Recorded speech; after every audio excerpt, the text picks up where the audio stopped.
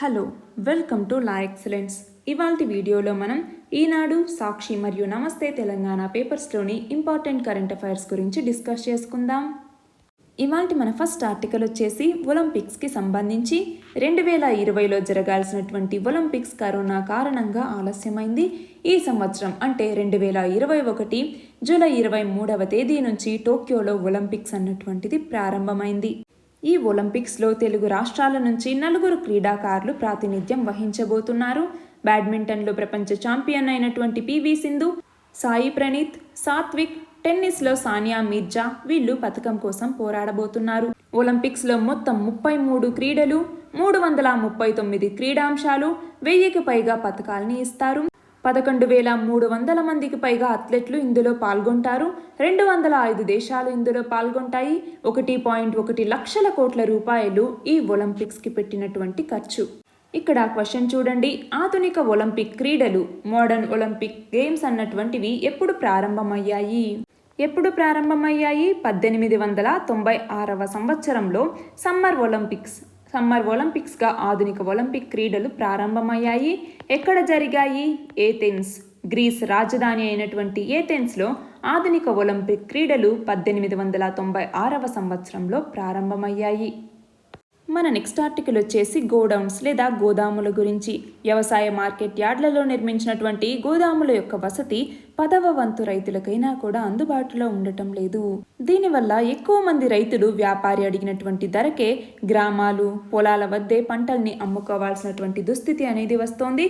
ఇలాంటి స్థితి నుంచి బయటపడటానికే కేంద్ర, రాష్ట్ర ప్రభుత్వ సంస్థలు వివిధ రకాల పథకాల కింద గిడ్డంగుల్ని నిర్మిస్తూ ఉన్నా కూడా అవి ఎంత మాత్రమూ సరిపోవటం లేదు. మార్కెట్ల అభివృద్ధి కోసం పంట ఉత్పత్తుల మీద 1% పన్నును వసూలు చేసి రైతులకి వసతులు కల్పిస్తాము అనేసి చెప్తూ ఉన్నా కూడా అది ఆచరణలో మాత్రం అంతంత మాత్రంగానే అమలవుతోంది. 2 తెలుగు రాష్ట్రాల్లో కూడా పరిస్థితులు ఇలానే ఉన్నాయి. గోదాముల నిర్మాణం, రైతు సంక్షేమ కార్యక్రమాలకి కేవలం 23% మాత్రమే ఖర్చు చేస్తూ ఉన్నారు అన్నట్టుగా గతంలో కాగ్ అన్నటువంటిది తప్పుపట్టింది. నిధులు లేకపోవటంతో ఆధునిక పరిజ్ఞానాన్ని అందిపుచ్చుకోలేక వెనుకబడిపోతున్నారు. చాలా శాఖల్లో ఉద్యోగులు, సిబ్బంది వేతనాలు, పింఛన్లు, కార్యాలయాల నిర్వహణని ప్రభుత్వమే భరిస్తూ ఉండగా మార్కెటింగ్ శాఖలో మాత్రం అందుకు భిన్నమైనటువంటి పరిస్థితులు ఉన్నాయి. సెస్ ద్వారా వచ్చినటువంటి సొమ్మును మార్కెట్ యార్డ్ల అభివృద్ధి కోసం వెచ్చించాల్సినటువంటి నిధుల్ని ఇతర శాఖలకి మళ్లిస్తూ ఉన్నారు. ఆ ధనం మళ్ళీ తిరిగి రాకపోవటంతో శాఖాపరమైనటువంటి పనులకి నిధుల లేమి అనేటటువంటి సమస్య వేధిస్తోంది. అంటే ఆత్మనిర్భర్ భారత్ కార్యక్రమం కింద వ్యవసాయ మార్కెట్లకి 1,00,000 కోట్ల రూపాయలని అందుబాటులోకి తెస్తున్నాము అన్నట్టుగా కేంద్రం ప్రకటించింది. దీంతో గోడౌన్స్, శీతల గిడ్డంగులు, ప్రాసెసింగ్, గ్రేడింగ్, డ్రైయింగ్ వేదికల నిర్మాణం ఇలాంటి మార్కెట్ సౌకర్యాలు విస్తృతంగా సమకూరే అవకాశం అనేది ఉంది. వసతుల లేమితో ఉన్నటువంటి ఇలాంటి మార్కెట్లు బాగుపడితే రైతులకి మేలు జరగటమే కాకుండా పంట ఉత్పత్తుల ద్వారా వృధా అనేది తగ్గి దేశానికి ఆహార భద్రత అనేది మెరుగవుతుంది. ఈ కార్యక్రమం కింద ఒక్కొక్క యూనిట్కి ప్రభుత్వ హామీతో 2 కోట్ల రూపాయల రుణం మీద 3% వడ్డీ రాయితీని వర్తింపజేస్తారు. కేంద్రం నిధుల్ని గ్రాంట్గా కాకుండా రుణం రూపంలో ఇవ్వటం వల్ల మార్కెట్ కమిటీలు వడ్డీ రాయితీ పోగా మిగిలినటువంటి సొమ్మును వాయిదాల్లో చెల్లించాల్సి ఉంటుంది. అంటే గతంలో ఇలానే తీసుకొచ్చినటువంటి పథకాలు ఆశించిన స్థాయిలో ప్రయోజనాల్ని ఇవ్వలేదు. గతంలో వాజ్పేయి ప్రధానిగా ఉన్నప్పుడు గ్రామీణ బాండారన్ యోజన అన్నటువంటి దాని ద్వారా గోడౌన్స్ నిర్మాణానికి రుణాలని సమకూర్చారు. అప్పట్లో రుణం తీసుకొని నిర్మించినటువంటి గోడౌన్లకి సకాలంలో వాయిదాలు కట్టలేకపోవటంతో అసలు కంటే వడ్డీనే ఎక్కువ చెల్లించాల్సినటువంటి పరిస్థితి అనేది నెలకొంది. కాబట్టి వీటన్నింటినీ ప్రభుత్వం పరిగణలోకి తీసుకోవాలి. అంతేకాకుండా మార్కెట్ యార్డ్లలో ఆధునిక సాంకేతిక పరిజ్ఞానంతో గోడౌన్ల నిర్వహణ చేపట్టేందుకు వృత్తి నిపుణుల కొరత అనేది వెంటాడుతోంది. బ్యాంకుల నుంచి రుణాలు మార్కెట్ కమిటీలు కాకుండా రాష్ట్ర ప్రభుత్వమే తీసుకుని వాటిని చెల్లించే బాధ్యత అనేది చేపడితే కొంతవరకు వెసులుబాటు కలుగుతుంది అన్నటువంటిది ఈ ఆర్టికల్. ఇక్కడ క్వశ్చన్ చూడండి, ఆహార భద్రతకై ఫుడ్ సెక్యూరిటీకి ప్రభుత్వం తీసుకున్న చర్యల్ని వివరించండి. ఫుడ్ సెక్యూరిటీకి సంబంధించి ప్రభుత్వం ఏమేం చర్యలు తీసుకుంది అంటే మనకు తెలుసు. ఫుడ్ సెక్యూరిటీకి సంబంధించి రాష్ట్రీయ కృషి వికాస్ యోజన అన్నటువంటి దాన్ని తీసుకొచ్చారు. రాష్ట్రీయ కృషి వికాస్ యోజన అన్నటువంటి దాన్ని 2007వ సంవత్సరంలో తీసుకొచ్చారు. దీని కింద అగ్రికల్చర్ మరియు అలైడ్ సెక్టార్ డెవలప్మెంట్ యాక్టివిటీస్ని చేపట్టడం జరుగుతుంది. 100% సెంట్రల్ గవర్నమెంట్ స్కీమ్గా దీన్ని తీసుకొచ్చారు. అలాగే నేషనల్ ఫుడ్ సెక్యూరిటీ మిషన్ అన్నటువంటి దాన్ని 2007వ సంవత్సరంలో తీసుకొచ్చారు. సెంట్రల్లీ స్పాన్సర్డ్ స్కీమ్గా దీన్ని లాంచ్ చేయటం జరిగింది. అలాగే ఇంకా ఏం తీసుకొచ్చారు, integrated scheme on oil seeds, pulses and palm oil and maize అన్నటువంటి దాన్ని తీసుకురావటం జరిగింది. అలాగే ప్రధానమంత్రి ఫసల్ బీమా యోజన అన్నటువంటి దాన్ని తీసుకొచ్చారు. అలాగే ఈ నామ్ అంటే ఈ నేషనల్ అగ్రికల్చర్ మార్కెట్ అంటే ఒక ఈ మార్కెట్ ప్లేస్ని తీసుకురావటం జరిగింది. అలాగే సాయిల్ మరియు వాటర్ హార్వెస్టింగ్ ప్రోగ్రామ్ని తీసుకొచ్చారు. మిడ్ డే మీల్ స్కీమ్ని ఇంట్రడ్యూస్ చేశారు. అంగన్వాడీ సిస్టమ్స్ని తీసుకొచ్చారు. దాని ద్వారా రేషన్స్ని ప్రెగ్నెంట్ మరియు లాక్టేటింగ్ మదర్స్కి ఇవ్వటం, అలాగే సబ్సిడైజ్డ్ గ్రెయిన్స్ని ఇవ్వటం, ఫుడ్ ఫోర్టిఫికేషన్ని తీసుకురావటం, అలాగే నేషనల్ ఫుడ్ సెక్యూరిటీ యాక్ట్ అన్నటువంటి దాన్ని 2013వ సంవత్సరంలో తీసుకొచ్చారు. ఇవన్నీ కూడా ఆహార భద్రత కోసం కేంద్రం తీసుకున్నటువంటి చర్యలు. మన నెక్స్ట్ ఆర్టికల్ వచ్చేసి ప్రస్తుతం మనం డెల్టా వేరియంట్గా పిలుస్తున్నటువంటి B1617.2 అన్నటువంటి ఏదైతే వేరియంట్ ఉందో ఈ corona virus alpha, beta, gamma లాంటి వేరియంట్ల కన్నా కూడా 60% ఎక్కువగా అంటే అధిక సంక్రమణ శక్తి అనేది కలిగి ఉంది. కాబట్టి ఇది వేగంగా వ్యాప్తి చెందుతోంది. ప్రమాదకరమైనటువంటి ఈ వేరియంట్ని సమర్థవంతంగా ఎదుర్కొనేందుకు ప్రపంచ దేశాలు తమ యొక్క ఆరోగ్య వ్యవస్థల్ని పటిష్టం చేసుకొని అప్రమత్తంగా ఉండాలి అన్నట్టుగా ప్రపంచ ఆరోగ్య సంస్థ హెచ్చరిస్తోంది. మన భారతదేశంలో 2వ దశ ఉధృతికి కారణమైనటువంటి డెల్టా రకం ప్రస్తుతం యూకే, బ్రెజిల్, అమెరికా, దక్షిణాఫ్రికా లాంటి దేశాల్లో విజృంభిస్తోంది. ఇండియాలో డబుల్ మ్యూటెంట్గా గుర్తింపు పొందినటువంటి ఈ వేరియంట్ అన్నటువంటిది రాబోయే రోజుల్లో ప్రపంచ దేశాలకి 3వ ముప్పు డెల్టా ద్వారానే పొంచి ఉంది అన్నట్టుగా నిపుణులు చెప్తూ ఉన్నారు. గతంలో సంక్రమించినటువంటి వ్యాధి వల్ల లేదా టీకా వల్ల మానవ శరీరంలో వృద్ధి చెందినటువంటి ప్రతిరక్షకాల్ని నిర్వీర్యం చేసి ఇది మళ్ళీ చొచ్చుకెళ్తుంది అన్నట్లుగా, అంటే ఈ వేరియంట్ మరింత ప్రాధాన్యాన్ని సంతరించుకోవటం జరిగింది.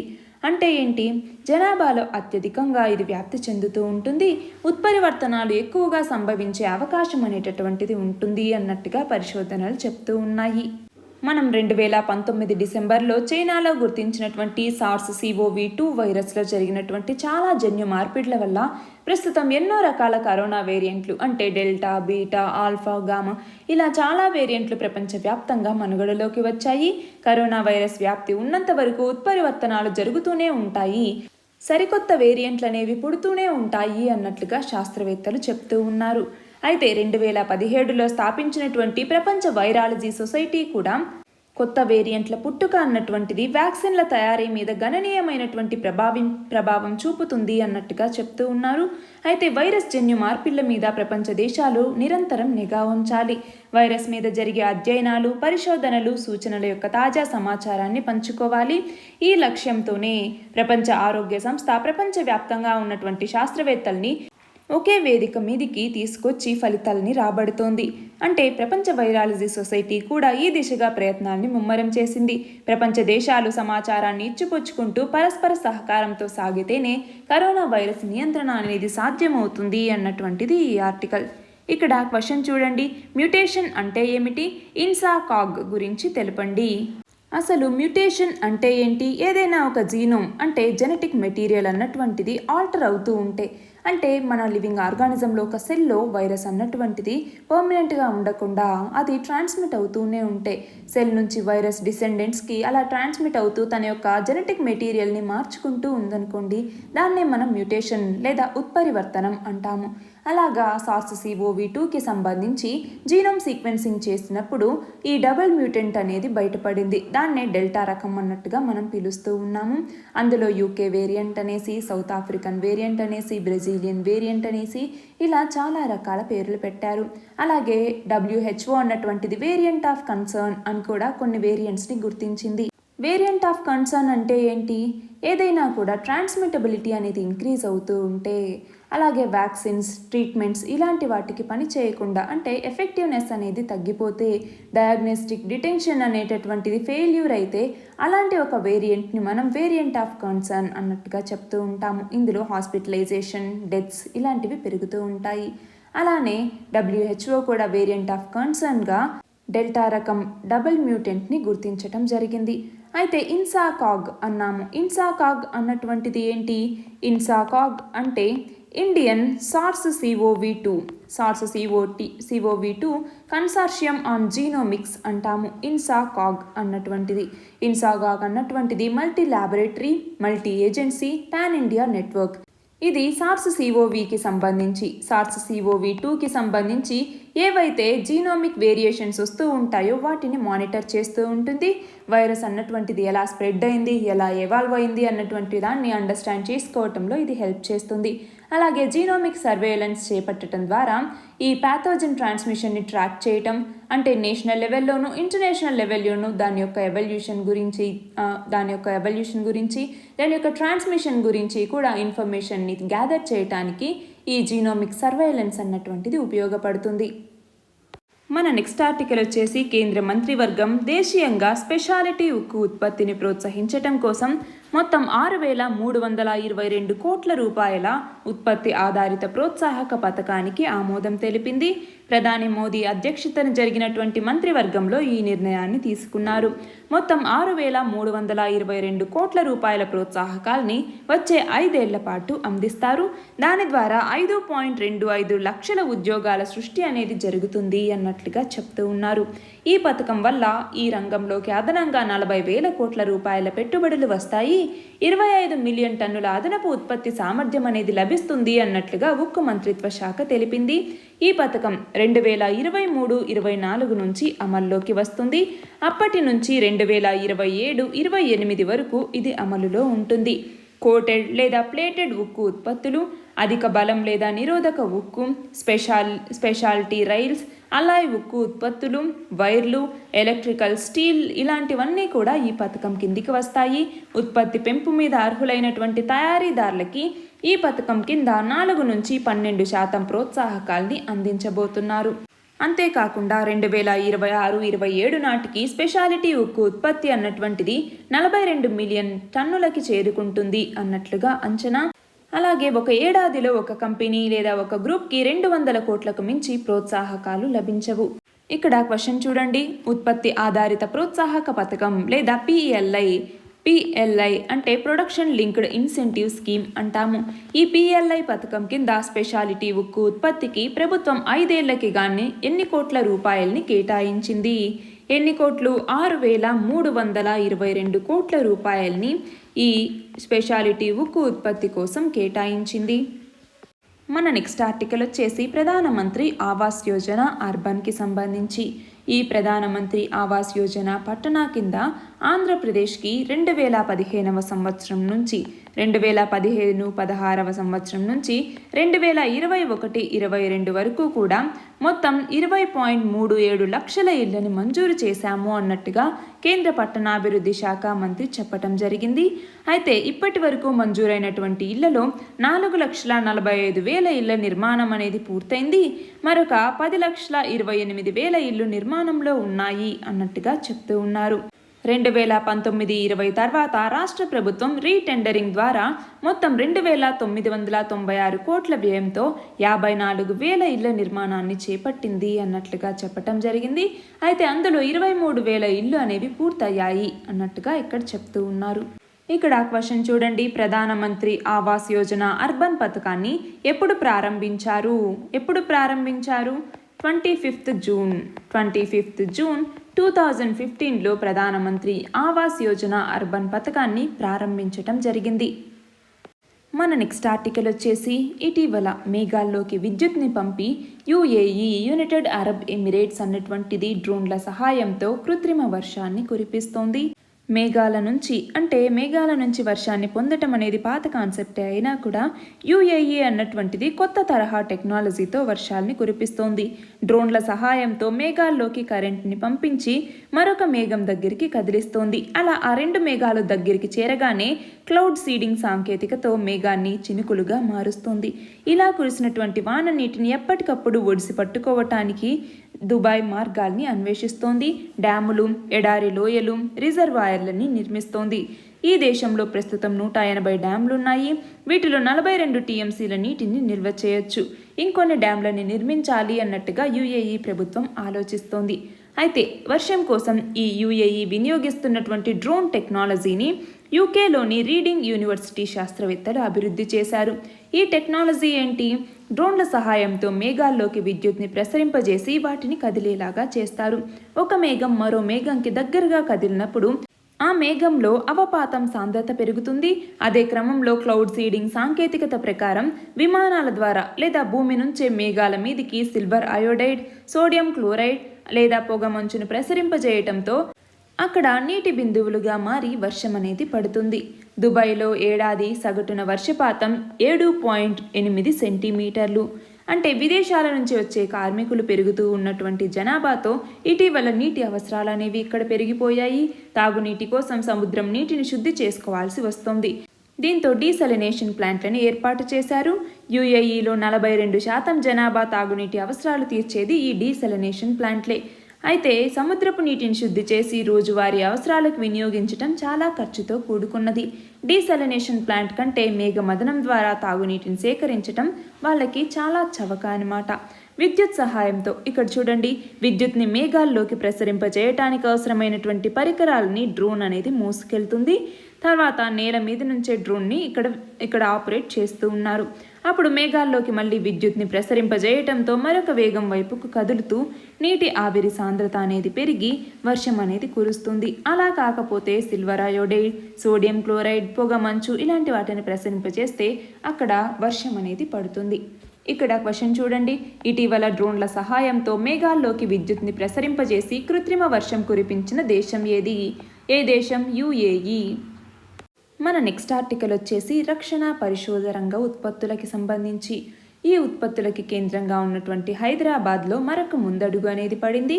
పూర్తిగా స్వదేశీ పరిజ్ఞానంతో భారత్ అభివృద్ధి చేసినటువంటి తేజస్ తయారీలో ముఖ్యమైనటువంటి మధ్య భాగం అంటే సెంటర్ ఫ్యూజ్లేజ్, దీన్ని హైదరాబాద్లోని వెమ్ టెక్నాలజీస్ సంస్థ విజయవంతంగా రూపొందించింది. యుద్ధ విమానానికి అత్యంత ముఖ్యమైనటువంటి ఈ భాగాన్ని ఇక్కడ తయారు చేయటం జరిగింది. అయితే విమానంలో మధ్య భాగం అన్నటువంటిది చాలా కీలకం. దీని కింద ల్యాండింగ్ గేర్లు, క్షిపణుల్ని మోసుకెళ్లే ఆయుధ వ్యవస్థ, ఇంధన ట్యాంకులు లాంటివి ఉంటాయి. సుమారు 650 కిలోల బరువు ఇది ఉంటుంది. వెమ్ టెక్నాలజీస్ వేరువేరు సంస్థలతో పోటీపడి దీని తయారీకి అవకాశాన్ని పొందింది. ఆకాశ్ క్షిపణికి సెక్షన్ 3, సుకోయ్ యుద్ధ విమానం రాడార్లకు అవసరమైనటువంటి వ్యవస్థలు, అలాగే ఐఆర్ సీకర్ సర్వేలెన్స్ తయారు చేసినటువంటి అనుభవం ఈ సంస్థకి ఉంది. నాణ్యత పరీక్షలు అనేవి పూర్తవటంతో సెంటర్ ఫ్యూజ్లేజ్ని అంటే ఈ మధ్య భాగం ఏదైతే ఉందో తేజస్లో దీనిని ఈ నెల 26న హిందుస్థాన్ ఏరోనాటిక్స్ లిమిటెడ్కి దీన్ని అందజేయబోతున్నారు. దీని తయారీకి దాదాపు 5 ఏళ్లు పట్టింది అన్నట్టుగా చెప్తూ ఉన్నారు. ఇక్కడ క్వశ్చన్ చూడండి, పూర్తిగా దేశీయ పరిజ్ఞానంతో తయారు చేసిన భారతదేశపు తేలికపాటి యుద్ధ విమానం ఏది? ఏ విమానం? తేజస్ యుద్ధ విమానం. మన నెక్స్ట్ ఆర్టికల్ వచ్చేసి అసంక్రామిక వ్యాధుల గురించి, అంటే నాన్ కమ్యూనికబుల్ డిసీజెస్ అంటాము. మన దేశంలో ప్రతి 1000 మందిలో సగటున కనీసం 116 మంది అసంక్రామిత వ్యాధులతో సతమతమవుతున్నారు అన్నట్టుగా అసోచామ్ తన యొక్క నివేదికలో వెల్లడించింది. 18 సంవత్సరాలకు ప్రారంభమై 35 సంవత్సరాల వయసులో తీవ్ర రూపం దాలుస్తున్నాయి అన్నట్లుగా చెప్పటం జరిగింది. అలాగే తెలుగు రాష్ట్రాల్లో కూడా దీంతో బాధపడుతున్నటువంటి వాళ్ళ సంఖ్య జాతీయ సగటును మించి ఉంది అన్నట్లుగా చెప్పటం జరిగింది. మన దేశంలో అసంక్రామిక వ్యాధులు తీవ్రమవుతూ ఉండటం మీద మొత్తం 21 రాష్ట్రాల్లో 673 ప్రజారోగ్య కేంద్రాల్లో మొత్తం 2,33,000 మందిని సర్వే చేయటం జరిగింది. దీనికి సంబంధించి ఈ వివరాలని థాట్ ఆర్బిట్రేజ్ రీసెర్చ్ ఇన్స్టిట్యూట్ అన్నటువంటిది విశ్లేషించటం జరిగింది. తర్వాత India's non communicable disease burden అన్నటువంటి పేరు మీద ఒక నివేదికను రూపొందించింది. ఆ నివేదికకు సంబంధించినటువంటి విషయాలే ఇవి. ప్రతి 1000 మంది పురుషుల్లో 119 మంది, మహిళల్లో 113 మంది అసంక్రామిక వ్యాధులతో బాధపడుతూ ఉన్నారు. అధిక రక్తపోటు, నాడీ సమస్యలు మహిళల్లో ఎక్కువగా ఉంటూ ఉన్నాయి. కాలుష్యానికి గురవ్వటం, వ్యాయామం లేకపోవటం, సమతుల్యమైనటువంటి ఆహారం తీసుకోకపోవటం లాంటివి అసంక్రామిక వ్యాధుల తీవ్రతకి కారణమవుతూ ఉన్నాయి. అయితే జన్యువులు, వంశపారపర్య కారకాలు కూడా కొంతమందిలో ఈ వ్యాధులు రావటానికి కారణంగా ఉన్నాయి. ఇక్కడ క్వశ్చన్ చూడండి, ఆరోగ్యకరమైన జీవితాలని అన్ని రకాల వయసు వాళ్ళు పొందాలి అనే సుస్థిరాభివృద్ధి లక్ష్యం అంటే ఎస్డిజి అంటాము. ఈ ఎస్డిజి ఎన్నవది అంటే మొత్తం మనకి 17 రకాల ఎస్డిజి గోల్స్ ఉన్నాయి కదా. అందులో ఆరోగ్యకరమైన జీవితాల్ని అన్ని వయసు వాళ్ళు పొందాలి అనే సుస్థిరాభివృద్ధి లక్ష్యం ఎన్నవది అంటే హెల్త్ అండ్ వెల్ బీయింగ్ అంటాము. Good health and well being అన్నటువంటిది SDG 3కి సంబంధించినటువంటిది. మన నెక్స్ట్ ఆర్టికల్ వచ్చేసి టెక్నాలజీ స్కామ్లకి సంబంధించి. గడిచిన 12 నెలల్లో భారత్లో టెక్నాలజీ ఆధారిత స్కామ్లు అనేవి గణనీయంగా పెరిగాయి. ప్రతి 10 మంది వినియోగదారుల్లో 7 వీటి బారిన పడ్డారు అన్నట్టుగా చెప్తూ ఉన్నారు. 2021కి గాను మైక్రోసాఫ్ట్ రూపొందించినటువంటి సర్వే నివేదికలో ఈ అంశాలు వెల్లడయ్యాయి. 2018వ సంవత్సరం తరహాలోనే గత 12 నెలల కాలంలో దేశీయ వినియోగదారులు స్కామ్ బారిన పడ్డారు. అలాంటి సందర్భాలు 69% పెరిగాయి అన్నట్లుగా ఈ నివేదిక తెలిపింది. అంతర్జాతీయంగా చూస్తే ఇది 5% తగ్గి 59%కి పరిమితమైంది. భారత్, ఆస్ట్రేలియా, జపాన్, సింగపూర్ లాంటి దాదాపు 16 దేశాల్లో మైక్రోసాఫ్ట్ తరపున మార్కెట్ రీసెర్చ్ సంస్థ యుగావ్ అన్నటువంటిది సర్వే నిర్వహించింది. 16,254 మంది ఇందులో పాల్గొన్నారు. అయితే మన దేశంలో వినియోగదారులు టెక్నాలజీ స్కాముల్లో ఈ ఏడాది సగటున 15,000 రూపాయల మేర నష్టపోయారు. అయితే ఇందులో 88% మంది తాము పోగొట్టుకున్నటువంటి డబ్బులో కొంతైనా కూడా మళ్ళీ తిరిగి రాబట్టుకోగలిగారు. అయితే అవాంఛిత కాల్స్, పాపప్స్, టెక్స్ట్ మెసేజ్, ప్రకటన లేదా ఈమెయిల్స్ ద్వారా కంపెనీలే స్వయంగా తమను సంప్రదిస్తాయి అన్నట్టుగా కొంతమంది దాదాపు 47% మంది భావిస్తున్నారు. దేశీయంగా వినియోగదారుల్లో అత్యధిక శాతం మంది అవాంఛిత కాల్స్కి స్పందించే వాళ్ళు ఉండటంతో ఈ తరహా కాల్ స్కామ్స్ అన్నవి 2018వ సంవత్సరం నుంచి 2021 మధ్యలో మొత్తం 23% నుంచి 31%కి పెరిగాయి. అయితే తగిన స్థాయిలో ప్రజల్లో వీటి గురించి అవగాహన అనేది పెరగాలి. ఇలా వీటిని నివారించగలిగితేనే ఇలాంటి స్కామ్స్కి అడ్డుకట్ట పడగలదు అన్నట్లుగా ఇక్కడ చెప్తున్నారు. క్వశ్చన్ చూడండి. సైబర్ భద్రతకి సంబంధించి భారతదేశంలో నోడల్ ఏజెన్సీగా ఏ సంస్థ పనిచేస్తుంది? ఏ సంస్థ? Indian computer emergency response team CERT-IN అన్నటువంటిది మన దేశంలో సైబర్ సెక్యూరిటీకి సంబంధించి నోడల్ ఏజెన్సీగా పనిచేస్తుంది. మన నెక్స్ట్ ఆర్టికల్ వచ్చేసి రామప్ప దేవాలయానికి సంబంధించి. ఈ గుడికి ప్రపంచ వారసత్వ హోదా సాధించేటటువంటి దాంట్లో భాగంగా తెలంగాణ ప్రభుత్వం రామప్ప దేవాలయం ఉన్నటువంటి పాలంపేట గ్రామం పేరుతో పాలంపేట ప్రత్యేక అభివృద్ధి ప్రాధికార సంస్థని, అలాగే రామప్ప పరిసర ప్రాంతాల్లోని ప్రాచీన కట్టడాల పరిరక్షణ ప్రణాళికకి రాష్ట్ర స్థాయిలో నిర్వహణ కమిటీని ఏర్పాటు చేసింది. పర్యాటక కార్యదర్శి దీనికి చైర్మన్గా ఉండేటటువంటి నిర్వహణ కమిటీలో పట్టణ ప్రణాళిక విభాగం డైరెక్టర్ సభ్య కార్యదర్శిగా ఉంటారు. ఈ కమిటీ ప్రత్యేకంగా రామప్ప దేవాలయ పరిసరాల్లో ఉన్నటువంటి భూములని, అలాగే నివాస, వాణిజ్యం, వ్యవసాయ, అటవీ, నీటిపారుదల ప్రాంతాలుగా విభజించి ఆయా ప్రాంతాల యొక్క క్రమబద్ధమైనటువంటి పురోగతికి చర్యలు తీసుకుంటుంది. యునెస్కో ప్రతిపాదిత యోచనలో భాగంగా ఈ కమిటీలు ఏర్పాటు చేయటం జరిగింది. ఒక ప్రాంతానికి యునెస్కో ప్రపంచ వారసత్వ హోదా గుర్తింపు రావాలి అంటే ఆ ప్రాంతం ప్రణాళికాబద్ధ పురోగతికి ప్రత్యేక ఏర్పాట్లు అనేవి అవసరం. గతంలో రామప్ప దేవాలయ ప్రాంతాన్ని పరిశీలించేందుకు వచ్చినటువంటి యునెస్కో అనుబంధ సంస్థ అంతర్జాతీయ చారిత్రక కట్టడాలు ప్రదేశాల మండలి ప్రతినిధి ఈ విషయాన్ని గురించి చెప్పటం జరిగింది. అలాగే ప్యారిస్లో జరిగినటువంటి సమావేశంలో కూడా యునెస్కో ప్రతినిధులు కూడా ఇదే విషయాన్ని చెప్పారు. అదే క్రమంలోనే ప్రత్యేక ప్రాధికార సంస్థ ఏర్పాటు అనేది అవసరమైంది. ఇక్కడ క్వశ్చన్ చూడండి. 2020 సంవత్సరానికి గాను ప్రపంచ వారసత్వ కట్టడాల్లో భాగంగా యునెస్కో భారతదేశం నుంచి ఏ కట్టడాన్ని పరిగణలోకి తీసుకుంది? ఏ కట్టడం? రామప్ప దేవాలయం. ఇవాల్టి మన లాస్ట్ ఆర్టికల్ వచ్చేసి భారత్ పెట్రోలియం కార్పొరేషన్ యొక్క ప్రైవేటీకరణ దిశగా కేంద్రం అనేది ముందడుగు వేసింది. ప్రభుత్వ రంగ రిఫైనరీ కంపెనీల్లో విదేశీ ప్రత్యక్ష పెట్టుబడుల పరిమితిని పెంచటం జరిగింది. అంటే ఈ ప్రతిపాదనకి కేంద్ర కేబినెట్ ఆమోదముద్ర వేసింది. ప్రస్తుతం ప్రభుత్వ రంగ చమురు కంపెనీల్లో ఆటోమేటిక్ మార్గంలో FDI పరిమితి అనేది 49%గా ఉంది. అలాంటి FDI పరిమితిని 100%కి పెంచుతూ ఏదైతే ప్రతిపాదనను తీసుకొచ్చారో దానికి కేంద్ర కేబినెట్ ఆమోదముద్ర వేసింది. అయితే ఈ BPCL భారత్ పెట్రోలియం కార్పొరేషన్ లిమిటెడ్లో కేంద్ర సర్కారుకి మొత్తం 52.98% వాటా ఉంటే దీనికోసం 2 విదేశీ కంపెనీలు ఇప్పటికే ఆసక్తిని కనబరుస్తూ ఉన్నాయి. ప్రభుత్వ వాటాను పూర్తిగా కొనుగోలు చేసినటువంటి సంస్థ అదనంగా 26% వాటా కొనుగోలుకు వీలుగా ప్రస్తుత వాటాదారులకి ఆఫర్ని ఇవ్వాల్సి వస్తుంది. అంటే పెట్టుబడుల ఉపసంహరణ కోణంలోనే FDI పరిమితిని కూడా పెంచాయి అన్నట్టుగా ఇప్పుడు చెప్తూ ఉన్నారు. ప్రభుత్వ నిర్ణయం అన్నటువంటిది దేశీయంగా తయారీ కేంద్రాల ఏర్పాటుకి, అలాగే పెట్టుబడులు, పరిశోధన, అభివృద్ధి, టెక్నాలజీ వీటన్నింటికీ మద్దతునిస్తుంది అన్నట్టుగా పరిశ్రమల మండళ్లు అభిప్రాయాల్ని వ్యక్తం చేస్తున్నాయి. ఇక్కడ క్వశ్చన్ చూడండి. పిఎస్యు రిఫైనరీల్లో ఇంతకు ముందు ఉన్న 49 FDI శాతాన్ని ఇప్పుడు ఎంతకి పెంచారు? 100% పెంచారు. నిన్నటి క్వశ్చన్ వచ్చేసి ఆర్డినెన్స్లను తరచూ జారీ చేయటం రాజ్యాంగ మౌలిక స్వరూపం మీద దాడి చేయటం లాంటిదని సుప్రీంకోర్టు ఏ తీర్పు సందర్భంగా ప్రకటించింది? ఏ తీర్పులో? 1987వ సంవత్సరంలో తీర్పు ఇచ్చినటువంటి DC Wadhwa versus state of Bihar కేసులో. ఈ కేసులో కొనసాగుతూ ఉన్నటువంటి ఆర్డినెన్స్ స్థానంలో ఎలాంటి మార్పులు చేయకుండా మరొక ఆర్డినెన్స్ను జారీ చేయటం ప్రజాస్వామ్య విరుద్ధం, ఇది రాజ్యాంగ మౌలిక స్వరూపం మీద దాడి చేయటం లాంటిది అన్నట్టుగా ఈ కేసులో సుప్రీంకోర్టు పేర్కొంది. 1975వ సంవత్సరంలో తీసుకొచ్చినటువంటి 38వ రాజ్యాంగ సవరణ చట్టం కాన్స్టిట్యూషనల్ అమెండ్మెంట్ యాక్ట్ అన్నటువంటి దాని ప్రకారం రాష్ట్రపతి ఆర్టికల్ 352 దేనికి సంబంధించింది? జాతీయ అత్యవసర పరిస్థితి లేదా నేషనల్ ఎమర్జెన్సీ అంటాము. అలాగే ఆర్టికల్ 356 దేనికి సంబంధించింది? రాష్ట్రాల్లో రాష్ట్రపతి పాలన గురించి, అంటే ప్రెసిడెంట్ రూల్ గురించి. అలాగే ఆర్టికల్ 360 దేని గురించి? ఆర్థిక అత్యవసర పరిస్థితి లేదా ఫినాన్షియల్ ఎమర్జెన్సీ. ఈ మూడు కూడా ఎమర్జెన్సీస్కి సంబంధించినవి.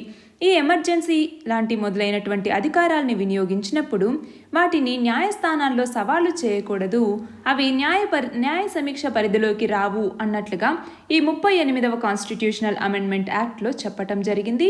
అయితే దీన్ని సవాలు చేస్తూ DC Wadhwa versus state of Bihar అన్నటువంటి కేసులో సుప్రీంకోర్టు అన్నటువంటిది ఆల్రెడీ కొనసాగుతూ ఉన్నటువంటి ఆర్డినెన్స్ స్థానంలో ఎలాంటి మార్పులు చేయకుండా ఇంకో ఆర్డినెన్స్ని తీసుకురావటం ప్రజాస్వామ్య విరుద్ధం అన్నట్టుగా చెప్పటం జరిగింది. అలా ఆర్డినెన్స్లు తరచూ జారీ చేయటం అన్నటువంటిది రాజ్యాంగ మౌలిక స్వరూపం మీద దాడి చేయటం లాంటిదే అన్నట్టుగా చెప్పటం జరిగింది. ఇవాల్టి క్వశ్చన్ వచ్చేసి కచ్ బస్టర్డ్ అభయారణ్యం ఎక్కడ ఉంది? దీని ఆన్సర్ కమెంట్ సెక్షన్లో ఇవ్వండి. కరెక్ట్ ఆన్సర్ రేపటి వీడియోలో చూద్దాం. All the very best and thank you very much.